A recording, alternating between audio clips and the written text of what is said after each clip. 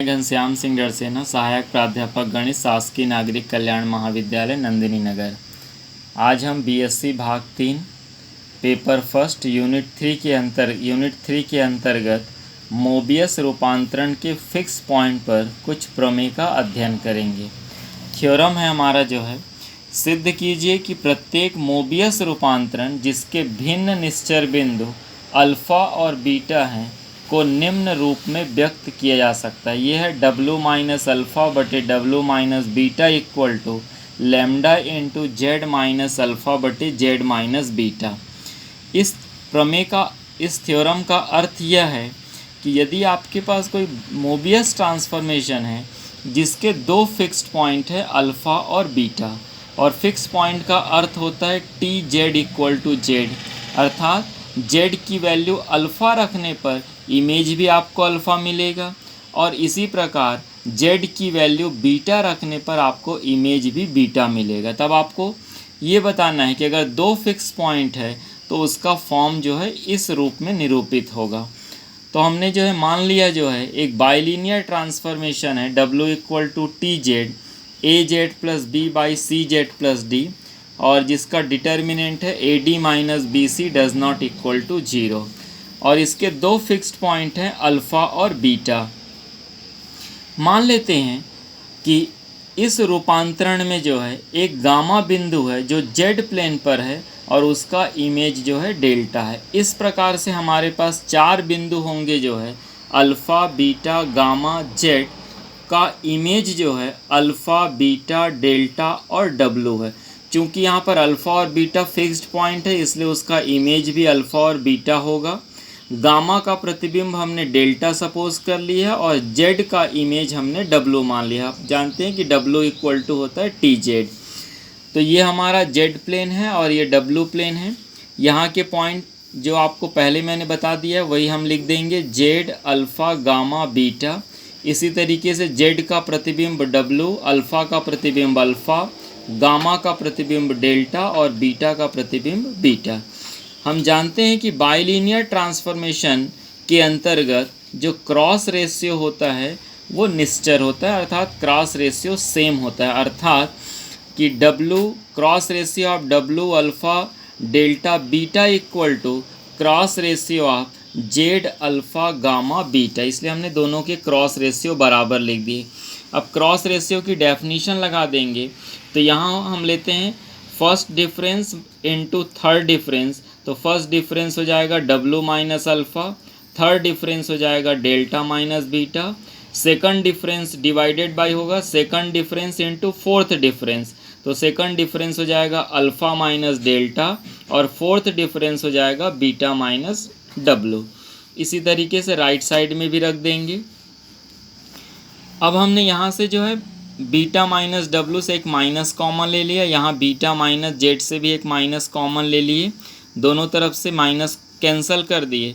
तो ये मिल गया आपको W माइनस अल्फ़ा बटे W माइनस बीटा, बाकी एज इट इज़ होगा। यहाँ भी Z माइनस अल्फ़ा बटे Z माइनस बीटा। ये जो है कांस्टेंट क्वांटिटी, इसको राइट साइड में ट्रांसफ़र कर दीजिए, और चूंकि ये पूरा का पूरा कांस्टेंट है इसलिए हम इसको लैम्डा सपोज कर लेंगे।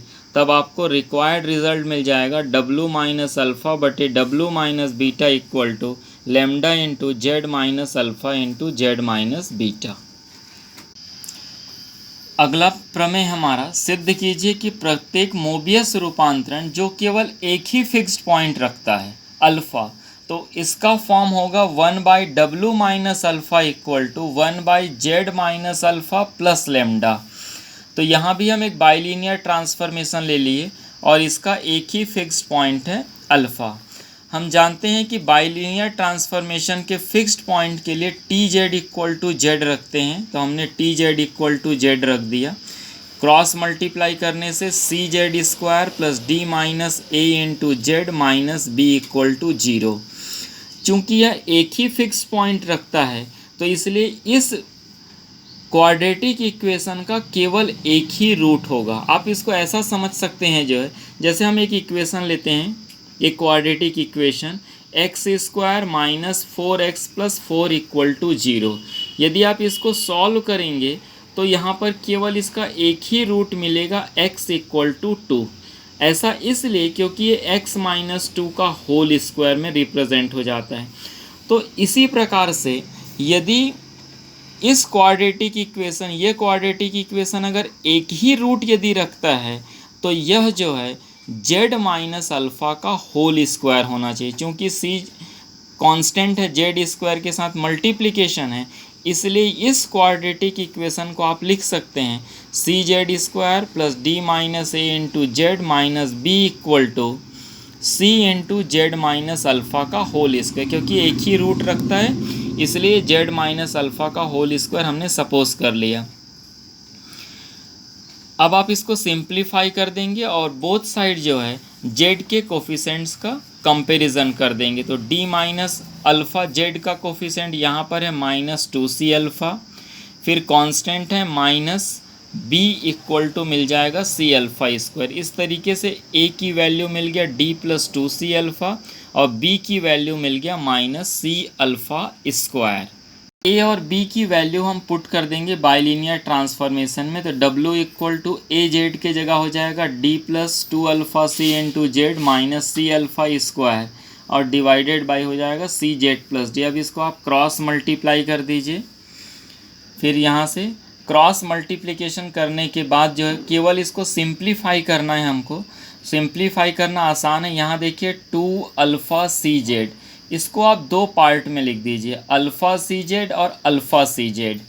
और एक अल्फ़ा सी जेड को आप राइट साइड ट्रांसफ़र कर दीजिए तो ये मिल गया C W Z plus D W minus alpha C Z बराबर D Z plus alpha C Z minus C alpha square. अब आप क्या करिए, बोथ साइड जो है माइनस डी अल्फ़ा सब्ट्रैक्ट कर दीजिए। ये जो भी आप सिंप्लीफिकेशन कर रहे हैं ये केवल आपको आप जो है 1/w minus alpha equal to 1/z minus alpha plus lambda के फॉर्म में रिप्रेजेंट करने के लिए लिख रहे हैं। इसलिए both side minus D alpha आप सब्ट्रैक्ट कर देंगे। तो जब आप माइनस डी अल्फ़ा सब्ट्रैक्ट कर देंगे तो यहाँ से डी कॉमन लेंगे z माइनस अल्फ़ा, यहाँ से सी अल्फ़ा कॉमन ले लेंगे z minus alpha. Right left side as it is है, राइट साइड को आपके पास दो फैक्टर मिल गया d प्लस सी अल्फ़ा और z माइनस सी अल्फ़ा। अब आप जो है एक टर्म आप ये लिखिए जो है c into W minus alpha into Z minus alpha, और इसको मल्टीप्लाई करने के पश्चात जो टर्म यहाँ उपलब्ध नहीं है उन टर्म्स को आप यहाँ पर, अगर वो माइनस साइन के साथ आता है तो यहाँ प्लस साइन करके ऐड कर दीजिए, अगर प्लस साइन के साथ आता है तो माइनस साइन करके ऐड कर दीजिए। इस तरीके से लेफ़्ट साइड में आपके पास c into W minus alpha into Z minus alpha पहले टर्म में फैक्टर बनेगा, दूसरे टर्म में फैक्टर बनेगा d प्लस सी अल्फ़ा और w minus alpha, right side बनेगा d plus C alpha into Z minus alpha. अब आप बोथ साइड को, यहाँ तीन कॉमन फैक्टर मिल गया आपको, एक है w माइनस अल्फ़ा, दूसरा है z माइनस अल्फ़ा, तीसरा है z प्लस सी अल्फ़ा से डिवाइड कर दीजिए। तो देखिए यहाँ दो कैंसल हो जाएंगे तो c बटे d प्लस सी अल्फ़ा मिलेगा, यहाँ से 1/z माइनस अल्फ़ा मिलेगा, यहाँ से 1/w माइनस अल्फ़ा। ये चूँकि कांस्टेंट है इसको लेमडा से पुट कर दीजिए, रिप्लेस कर दीजिए, तो then we get the required formula 1/w minus alpha equal to 1/z minus alpha plus lambda. Thank